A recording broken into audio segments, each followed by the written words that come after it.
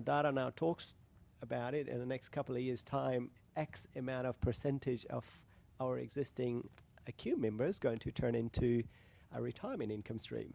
How do we engage with them? And that can't happen with keep adding body shops. It has to come with a new way of thinking. It has to come with a new innovative way of thinking. So AI is not only the breaker, it's also the contributor towards staying compliant as always as well, if you do it right. I think education is absolutely critical. There's no doubt about it. How do you engage members?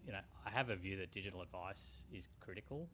A lot of people will say, no one engages with digital advice. It's all too complex. I think this is where there's an opportunity for AI and, maybe some machine learning and some really tight integration with the back-end admin system can populate all that information up to a member so that the digital advice almost becomes an education tool rather than necessarily, solving all the problems of complex retirement products. A lot of members are really worried about seeing an advisor because they think they're going to look stupid and ask really dumb questions.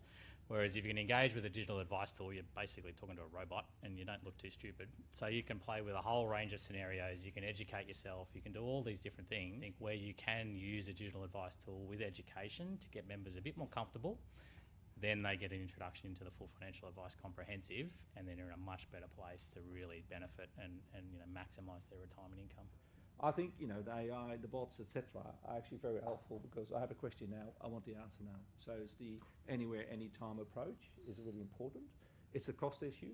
It's particularly also a compliance issue. The good thing with tech, you can do it at scale fast, if you're prepared to do it.